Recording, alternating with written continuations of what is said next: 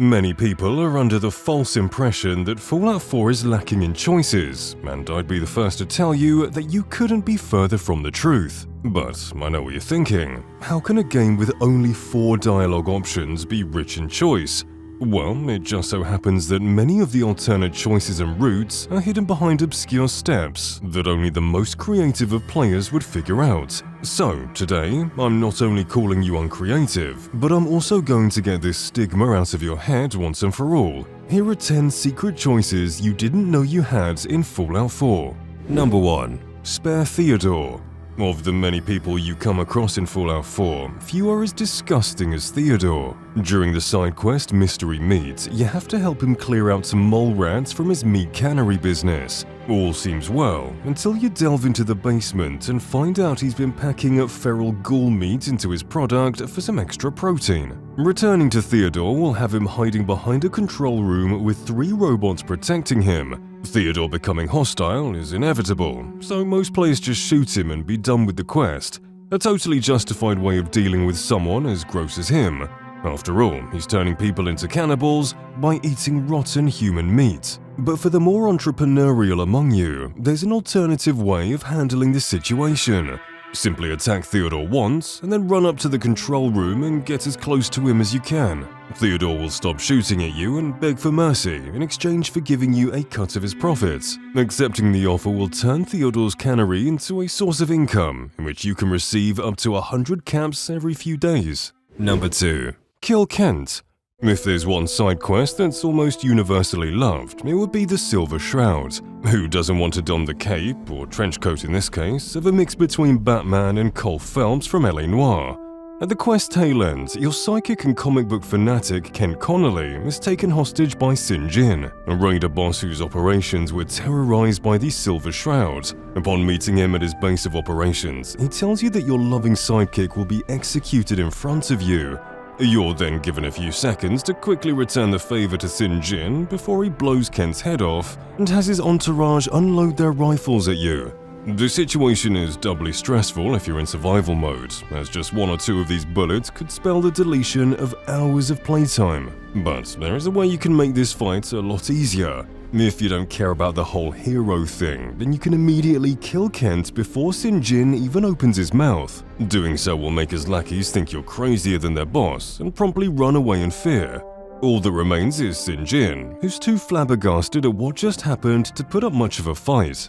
Number 3. Dog meat. If Bethesda knows one thing, it's that dogs sell games. And if there's any dog that I'd have by my side in an apocalypse, it would be dog meat. One of the more obscure things you can do with this canine is recruit him into the Brotherhood of Steel. Well, sort of. When you board the Pridwen for the first time, you'll have a short tour of the weaponized blimp before you're given an inspiring speech by Elder Maxon, who then goes on to make you a Brotherhood of Steel Knight. While other companions won't have much to say during the speech, Dogmeat has a particularly unique and cute response. Bringing Dogmeat along with you during your first visit will let him participate in the speech. While other companions like to keep to themselves, Dogmeat sits front and center and passionately watches Maxon deliver a speech. But what's cutest of all is when Maxon shouts ad victoriam, Dogmeat plays a unique animation where he gets up on his 2 legs as a gesture of respect. Number 4. Make Travis lose. Despite his excellent taste in music, people see Travis more as a punching bag than a friend, and it's understandable why. The guy's more timid than a mouse. Those that do like his company take pity on him more than anything else. But that can all change in the quest Confidence Man, in which you can turn Travis's frown upside down and make him the charismatic radio host he was destined to be. It all begins when the owners of the Dugout Inn come up with a plan to boost Travis's confidence, hire 2 raiders to act like tough guys, pick on Travis and instigate a fight with him, before being struck down by Travis's untapped strength. What could possibly go wrong? Well, if you've got a bad case of scumbagitis, you can make Travis lose the fight and ruin his dreams of being the next Mr. New Vegas forever. Whittling down Travis's health and letting one of the raiders serve the final blow will make Travis fall to the ground and open up some unique dialogue where he sounds a little sad but unsurprised at the outcome. Just make sure not to kill him, as that will fail the quest and remove Travis from the game. But a cool detail from this outcome is that Diamond City Radio will now be hosted by Sheng Kowalski. And while Sheng may not be as shy as Travis, he sounds just as disinterested and would probably rather be out selling his water products instead. Number 5. The Charge Card. Scams in the Commonwealth are as common as bugs in Fallout 76. One of the most obvious ones is the Charge Card. You can come across this scam while meeting Parker Quinn.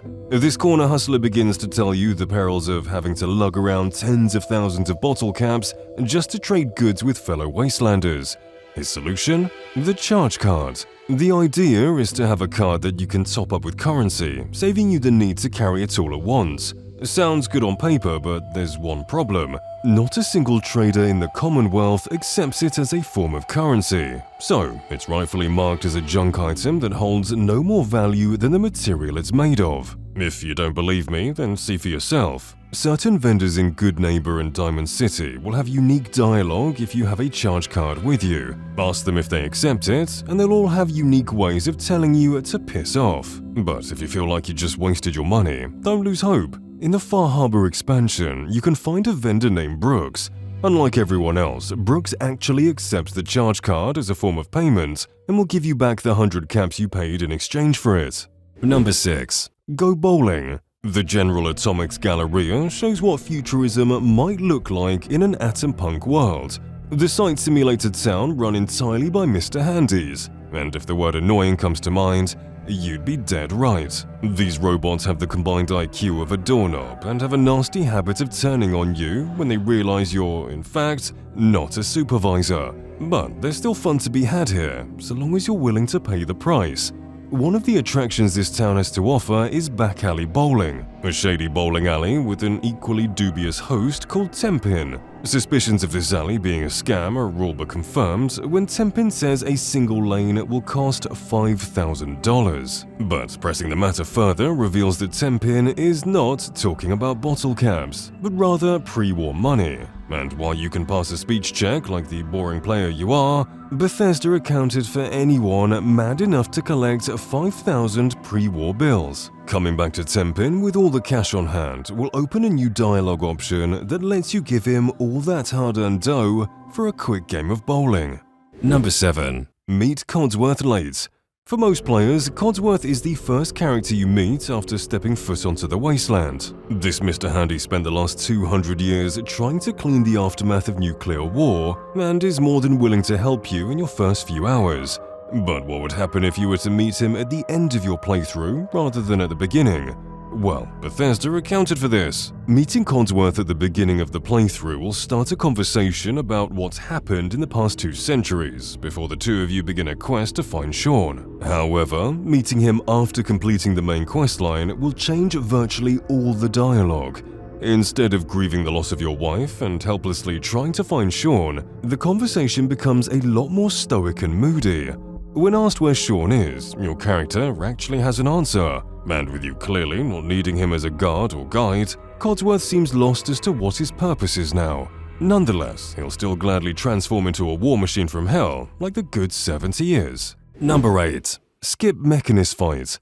Automatron is probably the most underrated DLC in Fallout 4. Not only do we get to turn Codsworth into a grotesque and terrifying abomination, but we also get a side quest where we must fight the Mechanist, a masked comic book villain who somehow survived getting blown to smithereens by my Fallout 3 character. At the end of this questline, you must enter the Mechanist lair and confront them once again. But to get there, you must first go through a gauntlet of explosive traps and deadly robots before a final battle ensues in the command center. But what many players don't realize is that you can skip this final fight altogether. Before entering the Mechanist boss room, scrounge around the facility until you find 3 holotapes. From there, you must unlock a master lock terminal, which is next to a conveniently placed elevator, and load each of the holotapes onto it. After loading the final holotape, the terminal will let you override the elevator so you can use it. The elevator will take you to the control room's back entrance, where you can catch the Mechanist off guard. From here, it's up to you whether you want to spare or kill the Mechanist. Whatever your choice is, at least you didn't have to fight too hard to make it. Number 9. Clear castle early. Anyone that decided to stick with the Minutemen will know that retaking the castle is one of the most painfully frustrating tasks in the game. Not only do you have to clear every nook and cranny from Mirelurks, one of the most annoying creatures in the game, but you also have to deal with a Mirelurk Queen, the mother of all annoying bosses. This behemoth spits a powerful acid at you and throws little baby Mirelurks, all the while behind an absolute bullet sponge that takes forever to kill. Doing this with the small militia of Minutemen you get is hard enough. However, if you're mad enough to clear this place yourself, then I salute you. Not only have you completed a challenge that I wouldn't dream of doing, but you'll also open some unique dialogue with Preston Garvey. After setting up enough settlements, Garvey will tell you that it's time to retake the castle. He's clearly excited about this, so it's all the more hilarious when you nonchalantly tell him that you've already cleared the place. Garvey will be sad for a little while, but on the bright side, you won't have to deal with all the dead Minutemen that never despawn. And finally, number 10. Skip Minutemen.